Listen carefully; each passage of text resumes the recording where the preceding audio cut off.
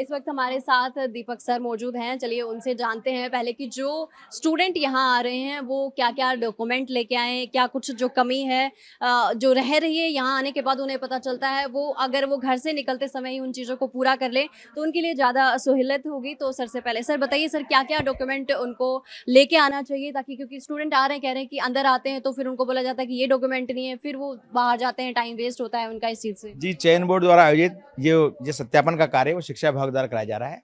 इसमें प्रथम 2.5 दिवस तक हमारे दिव्यांग विद्यार्थी जो दिव्यांग अभ्यर्थी थे वो आए थे, और अब खेल कोटे वाले अभ्यर्थी आ रहे हैं। आप जानते हैं खेल कोटे के अंदर जो भी अभ्यर्थी अपना प्रमाण पत्र लेके आ जाता है या अन्य वर्गों में लेके आता है, तो उनके लिए हमने विस्तृत गाइडलाइन जारी कर रखी है। आप जिस कोटे में आते हैं उस कोटे का सर्टिफिकेट उनके साथ होना चाहिए। जैसे आप दिव्यांग में थे तो दिव्यांग का सर्टिफिकेट होना चाहिए, यूआईडी कार्ड होना चाहिए। खेल कोटे में तो खेल कोटे का सर्टिफिकेट होना चाहिए।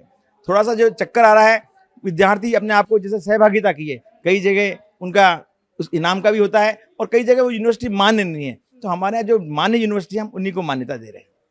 तो फिर उन बच्चों का क्या होगा जिन्होंने उस यूनिवर्सिटी से किया हुआ है और उनकी मान्य नहीं है?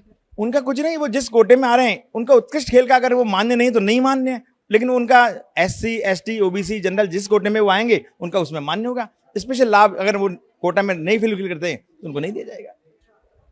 सर एक चीज और है कि स्टूडेंट कह रहे हैं कि वो 2 पारियों में सुबह यहाँ एग्जाम बिल्कुल अपनी सुविधा के हिसाब से, ताकि ये एक ही परिसर में इतना 1000 लोगों का काम चल रहा है, 2 पारी में बुलाया। लेकिन जो व्यक्ति सुबह आ जाता है वो 12 बजे के बाद भी यदि आता है 5 बजे तक हम उसको एंटरटेन करते हैं और उसको बैठाते हैं। थोड़ा सा रहा सवाल कि भाई 12 बजे की पारी, तो अभी उत्कृष्ट खिलाड़ियों का कार्यक्रम चल रहा है, उसको हमें थोड़ा स्पेशल तरह से देखना पड़ता है।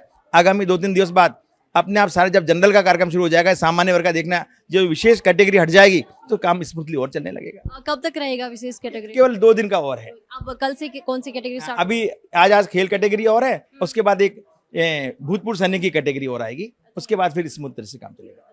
2 दिन चलेगा? 2 दिन। सर एक चीज़ और है कि स्टूडेंट ये कह रहे हैं कि वो बाहर से आ रहे हैं, अगर कोई किसी चीज़ का स्टाम्प वगैरह लगवा रहे हैं तो उनसे फीस ज़्यादा ली जा रही है, जो कि बाहर अगर वो स्टाम्प लगवाते हैं तो उसकी कम फीस लगती है और यहाँ उनसे ज़्यादा फीस ली जा रही है। चयन बोर्ड की वेबसाइट पर साफ साफ बता रखा कि आपके पास जो जो चीज़ें नहीं है उनका आप एफिडेविट बना के लाएं। तो पूरा राजस्थान भर में, पूरे भारत भर में से कहीं भी आप एफिडेविट बना सकते हैं, कितने भी पैसे बना सकते हैं। कोई कितने पैसे ले रहा है, क्या ले रहा है, इस विद्यालय परिसर के अंदर इस तरह का कोई कोड नहीं है। आपके माध्यम से मैं कैंडिडेट को कहना चाहता हूं, आप पहले ही अपना जो बना के लाएं न्यूनतम पैसे में बना करके लाएं। हाँ, जो स्टूडेंट अभ्यर्थी जो यहाँ पे आने वाले हैं डॉक्यूमेंट वेरिफिकेशन के, उनको क्या कहना चाहेंगे आप? उनको ये कहना चाहूंगा कि एक तो आप आएँ, आपका स्वागत है। आपको जिस प्रकार से बताया गया है उस डिस्प्ले के हिसाब से आप अपना फॉर्म लगा करके लाएं।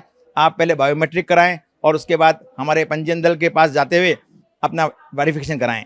फिर भी अगर आप छूट जाते हैं तो घबराने की आवश्यकता नहीं है। आपको पूरे समय समाप्ति पश्चात, यानी हमारा पहला चरण 27 अप्रैल को खत्म होगा, उसके पश्चात दोबारा बुलावा किया जाएगा। उसके बाद भी आप छूट जाते हैं तो आपको एक बार फिर बुलावा दिया जाएगा। उनको 2 चांस और दिए जाएंगे अगर कोई रह जाता है तो। बहुत बहुत धन्यवाद।